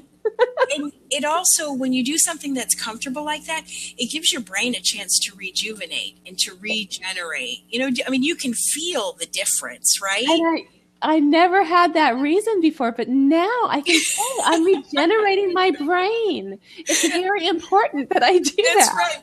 I had quick funny story. I'm not sure why, but when I was in the heart of my brain injury, there were 2 Tommy Lee Jones movies that were on TV. It seemed like all the time. The Fugitive, and help me with the name of the other one. Tommy Lee Jones. Oh my gosh, yeah. But anyway, U.S. Marshals and The Fugitive. Ridiculous, nothing deep there. No, it was just something that I could stare at. Right. And I watched those movies over and over and over and over. And I really would love to write Tommy Lee Jones a thank you note. He was a huge part of my recovery team. My husband and son would walk in the room and they'd look at me watching this movie and they'd smile, because they knew that nothing could hurt me, because I was in safe zone. Somebody is chasing someone through a cemetery. I'm in safe zone. I watched that movie now. If you're just joining us, she's talking about a movie. Yeah, that's right. That's right. I'm talking about a movie. So it's, and there are times where, staring at a wall, letting your brain regenerate. Look, TV is kind of like that too. Letting your brain regenerate. Yeah. And you were saying for you, it's cooking a lot of times, probably therapy for me. You. Absolutely. Yeah. Cooking, hiking. My new passion is walking labyrinths. Just discovered that. Yeah, it's amazing. Yes. Amazing brain exercise. Yeah. And there are so many around. I live in San Diego, and there are so many around here. And we just were in LA last week. We went to see a show at the Hollywood Bowl. And so I looked up labyrinths in LA, and there are tons there. Did you find the one that's on top of Northridge Hospital? No, I didn't. Oh, I didn't. okay. It's very cool. Yeah. I haven't been to it, but I've always tell people to go there. Oh yeah, it's a great thing to do. It's a wonderful focusing tool. It's a wonderful regenerating tool because you allow yourself just to put one foot in front of the other to get around the path. Just keep going until you're done. It's, it's a symbolic exercise as well as a physical exercise. So it serves very few people that I talk to know about labyrinth meditation, and I think that's really wonderful. That you're doing that. It's inspiring me to try that again because I've done it at conferences. There's a religious education conference I go to, and they usually have that, and it's really cool. So that's neat. Well, we think we have to go so far and go for, like when I go for a walk in my neighborhood, it's such a chore because it's hilly and it's all the way, if we go out that gate and come in that other side, then it's 5 miles. And I just don't always want to commit to that. But, if I just went in the backyard and walked around, that would still do it. Yeah. Or if you walk around your house, or if you just go outside and stand and breathe. You're changing your scenery. You're making that little bit of a difference, making that little bit of a shift. Right. And it takes, it helps you overcome that. Why did I walk into this room? The doorway syndrome, where you walk out of one room and you walk into another and have no clue why you're there. Yes, that happens Just a lot. changing your perspective helps you hold things in your working memory. Our working memory is so tiny. And you open up to a new experience, all of a sudden you're bombarded with a whole new set of sensory data that you need to process. So it pushes everything out of your working memory. So of course you have no idea why you walked in there. Right. And I'm sorry, people say retracing your steps helps. Never helped me. Not once. So, no, go back to the beginning. Yeah. Well, that happened to me just the other day. I know it happens all the time, but I can remember just going down the hall at work. And once I got there were so many other little things to do. Then I forgot why I went there to begin with. Right. So I went back to my desk and I was saying, to my coworkers, I forgot why I went down there, and they're probably looking at you saying, oh yeah, that happened to me 10 minutes ago. Yeah, it does. It happens all of to everybody. Yeah.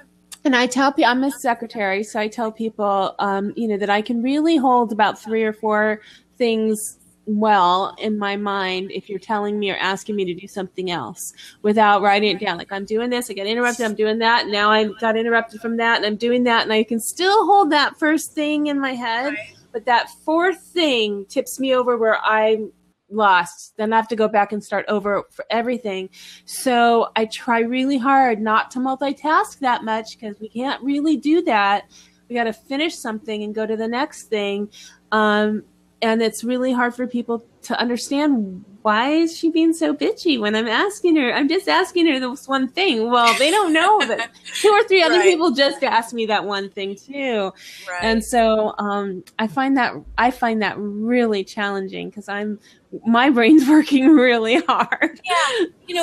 There's some tips, some tricks that you can use to remember more things, to hold more things in your working memory. If you really need to, writing them down is far and away the best thing to do. Yeah. But you can also, it's called chunking. So you clump 2 ideas together. So you've got, you think about, you say you're exactly right. You could hold 3 good pieces of information, 3 rich pieces of information in your brain. If you can stuff more into those 3 pieces, you lock them together. Yeah. I'm going to try that, Ruth. Yeah. That's good. Yeah, although then I really don't want to hold 6 things in my head or more. One of those choices, right? All right. So that's one trick. Another one is, if you really want to remember something, think about the sense of smell. You can pair an odor with a thought. Okay. Think about your earliest memory. There's probably a scent attached to it. Yes. Okay. And that's not an accident. In your brain, geographically, the sense of smell and where memory is processed and stored are right next to each other. Wow. Okay. Yeah. So that's a good one. And it's also a good way to wake up your memory and your brain and all of those things that activate Wait a second. creativity. I have to write that down. Yeah. I have, I keep little jars on my desk, little airtight packets. I don't have any on this desk, but on my desk at work, I have that have different oils in them.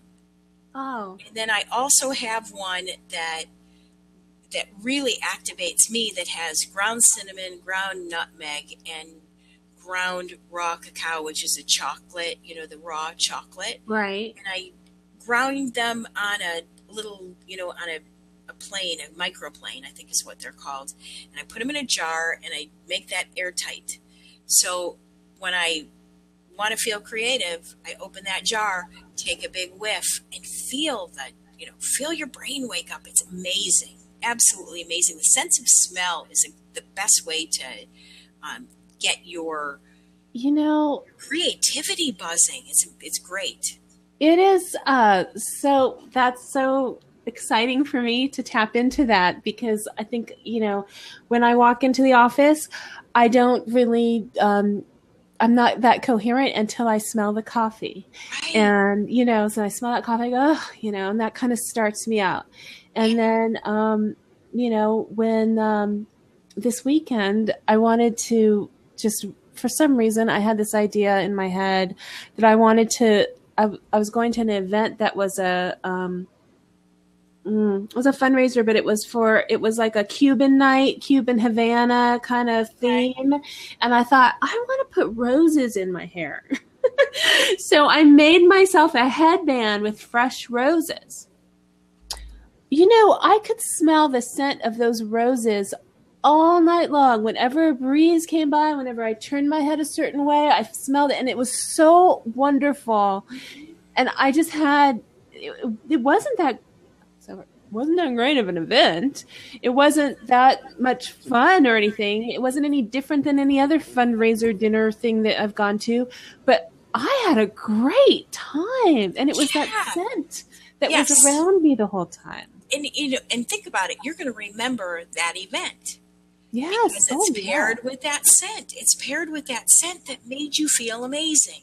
I felt amazing. I felt good about myself, and the roses, I knew that when people were looking at me or talking to me, it was because of the roses. It took the pressure off of holding my tummy in and standing up straight and all that stuff, because it was like these roses, I had big roses on my head, and people were talking to me, and I loved being that center of attention and having that thing. And I just had a good time. I really came out of myself because I just put it onto that. You know what I mean? I put it onto that. It's like wearing a costume almost. It I could be that person with the roses on her head. And I actually, whenever people said, oh, that's so pretty, and you look great, and that headdress is really unique or whatever. And I replied, I love it so much. I want to wear it every day. And that's, I could do this. I could do that every day. Well, of course, I'm not going to do that every day, but I can think about it. Right? Exactly. And you can get you can recapture that just by thinking about it, which is really cool. Yeah. So you can do that with little scent packets on your desk. Scent packets. So that just seems like work to me, though. No, but it's worth it. So use a plastic baggie, put a little piece of sponge. Yeah, I kept the roses. I have the little roses. Aww. And when the roses stop smelling, because eventually they will. Yeah. Just get, there are 1,000 places that sell rose oil. And if you just take a drop of rose oil and put it on a sponge, you put that in a Ziploc, little tiny Ziploc. Then you need it. Yeah. Or you want to associate something with it. Exactly. Is that what you do? Or when you want to feel good, when you want to remember that moment when you felt good, you want to remember that rose moment, open the packet, smell it, and you're back right there. Yeah. And you'll remember the good things about that, which is a really cool thing to do. That's so cool. I wouldn't think of that. Well, aromatherapy, has been around for a long time. I remember back, in the 80s when it first got popular for me, and always have enjoyed that. And then, there's different shampoos. I like to use certain shampoos or body washes or things because it's more energizing. I like the citrus scents and to wake up because I'm not a morning person. So, there's certain things like that I know that work for me. But I don't think about that in terms of trying to remember things at work. But wow. Yeah, you can pair things. I mean, just think of that experience. Again, it's like the example we talked about earlier about the music and, pairing music with something you don't necessarily want to do. Right. Pair a smell that just makes you feel amazing with something that you need to remember. Wow. Something that you need to do that you just want to enjoy a little bit more. So you take those things that make you totally happy and pair them. That's great. It's another way to expand this little tiny working memory that we have to work with.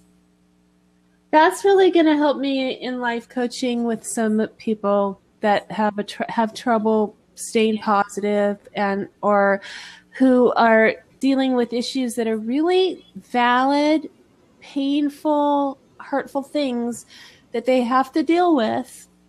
Right.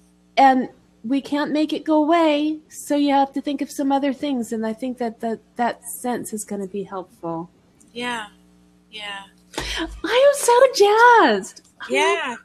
So we do have a question here. Have you heard of a CD named Brainwave Vibration? There are all kinds of brainwave CDs out there.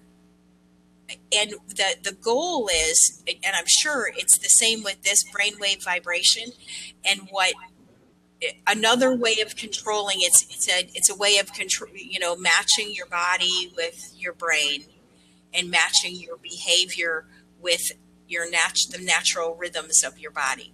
Right. So using all of that together. The goal is, these are usually to get to what's called low alpha brainwaves, and that's what meditators want to reach, is that low alpha brainwaves. So that's that place of peace, that place of what we call in the medical field homeostasis, where the body is working perfectly. Everything, all the systems are working together. You're in the lane, you're cruising. Your body is just cruising along. And that's, I listen to, when I really want to focus, I listen to binaural beats. That's another great way to spur creativity and to make yourself feel better. It's another way of taking your brainwaves and rearranging them. And what is this called? Binaural beats. It's BINAURAL, binaural beats. And pure binaural beats are just that. It's rhythms. And it helps you. It's kind of like drumming. But it helps your brain find that low alpha. And that's the restorative stage. That's getting a little bit out there. But, no, I'm sorry. I'm laughing because I'm remembering that movie about the drummer that was popular this past year. And there's like this constant little drum pattern going throughout the whole film. And I couldn't stand it. It was like, because that type of repetitive sound for me doesn't do it for me. But I do like kind of like the bonga kind of drum, that kind of rhythmic, deeper sound. But that little, I can't stand that. There's a difference between, and your brain likes certain things. Right. Your brain likes, just think about how things make you feel. And if it makes you feel agitated, makes you feel not good, run. Run. Don't do it. Yeah. Just run. And if it makes you feel good, rinse and repeat. Yes. Yes, that is awesome. That's right. Rinse and repeat. What is wrong with us that we do things we don't like or that don't that aren't right. You know, I put a lot of thought into developing my strengths and learning about myself and what I'm good at and trying to do that. And then when I work with people, if they're better at something than I am, I'll do a trade or something so that they can do their best thing and I could do my best thing, because I'm not good at everything. And, I have to just, some things I don't like doing, I have to do anyway. And that's work. And, you got to do it. But if you have a choice, why do we make ourselves so, I don't know, pressured? I think that's what I was starting to talk about before too. We put so much pressure on ourselves to do things right.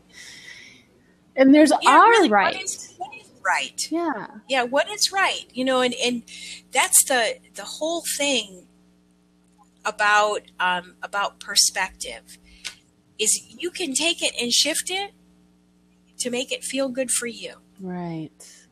You can take your life and shift it. Just move your head 2 degrees.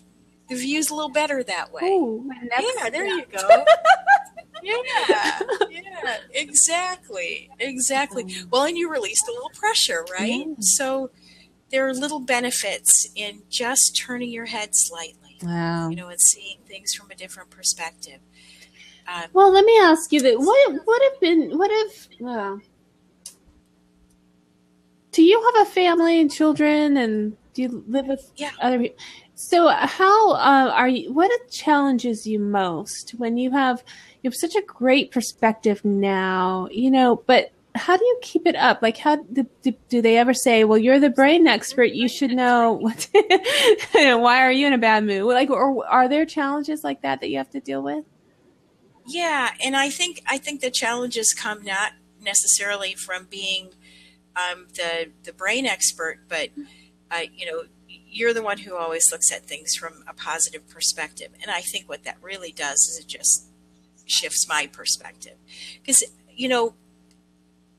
I'm as guilty as anybody of focusing on those things about me that are not always the best. I don't emphasize my good stuff. I'll do that for everybody else. Mm-hmm. I'll say, oh, you look amazing. Don't worry about that. Right here, looking at this screen, I'm seeing, my lack of attention to the lighting in the background. I'm seeing my hair stick out. I'm seeing the glow from my cheeks, that kind of thing. I don't see my smile. I see your smile. I'll see it in other people, and it's difficult. It's difficult to keep that spotlight turned on myself. Right. Does that make sense to you? Yeah. And I get that too, And you're a coach. I feel like I'm not allowed to be in a bad mood because I'm always talking about being positive and I'm usually smiling and happy. And if I'm in a bad mood, people get upset. There must be something really wrong if you and I are upset, right? Right. If something doesn't sit well with us, or if I walk in a room and I'm not smiling, or I walk in a room and I don't, I don't carry with me how I feel on the inside, or if I am carrying with me how I feel on the inside, and it's not this glowy, joyful little thing, it's not okay all the time, and that's exhausting. But, it's I have chronic back pain, and I'm going through menopause. And so I'm having issues. And so sometimes I'm just not, and it's always something. Even before those things, it was, parenthood, or it was, PMS, or whatever, relationship issues, grieving and loss, and, whatever, finances. We always have something, and sometimes we carry it and it shows on our face. And so, I'm carry it in our posture. Yeah. We carry it with us when we walk in the room. Just because we know how to get rid of it doesn't mean we do it all the time. Yeah, right. And just because we know how to help other people get rid of theirs doesn't mean that we can get rid of our own either. Right. You know, and I think that, but being aware of that is really helpful for me, because I know when I see it in someone else, you know, it's like, okay. Yeah. There's a little, for help. Right, there's a little laughter in the background, you know, that little laughter in the back of your head saying, oh yeah, I do that. Yeah. Here, I'll tell you how not to do that, but watch me turn around and do it. Right? Yeah. It's a difficult thing to do. I have one grown child who was, when I got in the car accident, he was 16, learning how to drive. You know, as I was thinking my way out of the fog, he was picking a college. Yeah, all these big things that you don't think about that you want to be there for. Right. That you want to be a part of those decisions and not regret that you weren't, when you have no choice. I didn't wake up one day and somebody said, hey, how about if I throw you in a paper bag and shake it up and see how you come out? Right. No, it wasn't a choice. No. For me, and it's hard to admit, and someday, I mean, if he found out right now, he would understand. He's old enough, but I don't really remember my youngest child's childhood, his infancy, because I was going through such a horrible spot in my life. And I went through all the motions, and because I knew what to do, I'd had 3 sons within 5 years. That third one, God, if I try really hard, if I look at pictures, I'll go, yeah, you know, I remember being there, but I don't remember being there. Yeah. You know, and it's hard but so I could relate to what you're saying about your son. My sons are 20, 18, and 15 right now, and 2 are in college, and so they just left home again. Well, my oldest left home again, and my second one just left for the first time and moved to San Francisco. Wow. Yeah. So, and my other son is in San Luis Obispo, and I'm in Los Angeles. So they're a little far away, but still close. I mean, you know. Yeah. Those are my youngest. They're always here. Yeah. Right? Yeah. That's good. So, but everybody's good right now. And, you know, there were times when I used to think, oh, if I could just get through a year without something terrible happening, if I could just get through a year without losing, you know, somebody I love. And then a year came and went, another year and another year. So it's been really good. And so now I'm going, oh my gosh, you know, what if something bad happens again? It's been so good. So shift that. What if something good happens again? It could keep being good. Yeah. What if, just instead of, and I think that's what we've been weaving in and out of the whole conversation is we all focus on, we have this tendency to pick the negative, right? You know, to avoid the negative, instead of focusing on what if something good happens? Plan for that. And you know what? Plan for the best case scenario, not the worst case. Yes. Plan for the best case scenario. What I've been thinking about lately is how good it can get. Like, why not think really, like, you know, they say big, hairy, audacious goals or whatever. You know, just I always have thought, oh, I'll be happy with enough money to sustain us, or I want to be happy and you know, comfortable, but you know, and that's going to be the best. That's what I'm going to do, and it'll be good. That kind of thing. Right. It's just acceptance. Right. A lot of acceptance of like well, you know what?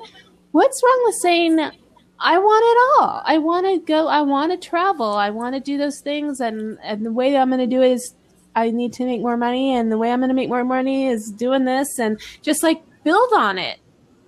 It's that whole self-fulfilling prophecy. Yes. Good feeds good, feeds good, feeds good, feeds good, and then let the circle just continue. And let it feed you instead of planning for, you know, people say anticipate everything that could go wrong. I want to anticipate everything that could go right. I'm going to do that. I'm going to write that down. Anticipate everything that could go right. Yeah. That's great. And just go with it. Why would anyone choose the other way when you can make that choice to anticipate everything that could go right? Mm-hmm. Yeah, my husband said something to me yesterday. We randomly ran into someone who was just mean. Mean, oh. Mm-hmm. For no reason. There was no logical reason at all. And he said, it's so much easier to be nice. And if you think about it, it really is, because it makes you feel better. It serves all these purposes. So. Well, like they say, it takes more muscle to frown than to smile or something like that. Yes. Yeah. Yeah, it's so true. Just be good. Welcome it. Well, you know what? It's 8:00. We've been talking for 2 hours. And I do, even though I love Blab and I love Meerkat and I'd love to just go on for hours and hours, some people are able to do that, but I need to have an end time where I have to have dinner and spend some time with my family. So I just have to end now. But thank you. Thank you so much, Ruth. This is such a pleasure. Such a pleasure. We'll have to do it again. Definitely. Please, let's do it again. And I will be in touch with you. And I look forward to getting to know you better. And thank you for being a guest on 10 Minutes in Tinseltown. Thank you so much, Bruce and Fred and Julianne and all these new people, Miss Robot, all these people who just came over. Probably something else ended and you came over here and now we're going to end too. I'm so sorry. But please come back every Tuesday night. Lee Carlson. See, this is what happens. People want to end and then they can't stop. But I am going to end this in a few minutes, but I want to thank everybody for being here and come back next Tuesday night. Next Tuesday night from 6 to 8 p.m. here on Blab and Meerkat, I'll have as my guest author Jeannie Davis at Jeannie Writes. She's a novelist. And also I'll have EJ, who's at Viper2883. He's a blind YouTuber, and he does reviews on YouTube. And it's called Everything Blind. So you want to come and meet EJ here on Blab and talk to Jeannie Davis about her novels, then we will see you here on 10 Minutes in Tinseltown. Good night, Ruth. Good night. Enjoy. Hugs to you. Thank you so much for being here. I really I've learned so much. And I'm going to get your book. It's Being Brain Health. No. Being Brain Healthy. But I like Being Heart Healthy. That's Being awesome. Heart Healthy. Maybe that'll be my next book. Being Brain Healthy. And sounds so inspirational. You've been so inspirational. Thank you so much. Good night, everybody. Good night. Aw. Thank you. Yes, please watch the replay and come to MsMeliz.com and you can see the show notes and find out how to connect with Ruth Curran, my guest.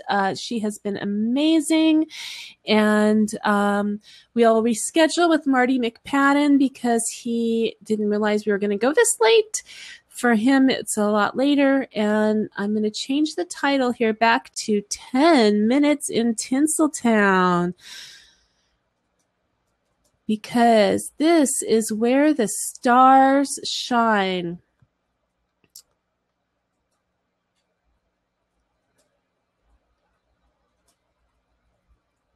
Awesome. Change that. Well, good to see you, Lee. Carlson, you missed it again, dude. You got to go check out the replay.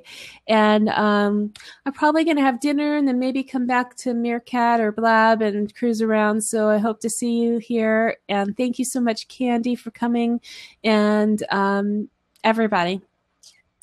I love it here. I love this. Thank you. Thanks. Oh, my gosh. BC. Bobby.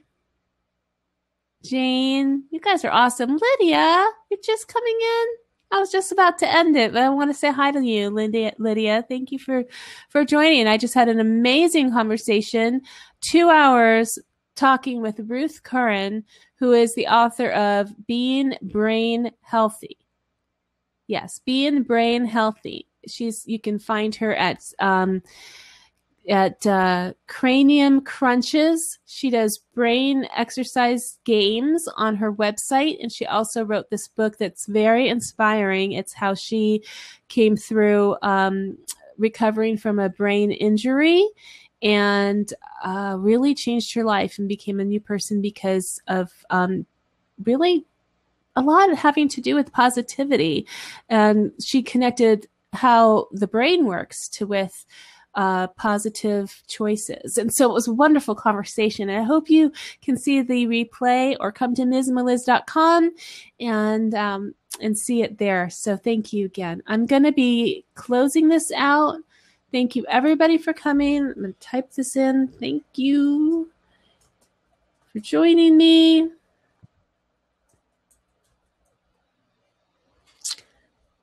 We'll be back next Tuesday night for 10 minutes in Tinseltown. Good night, everybody.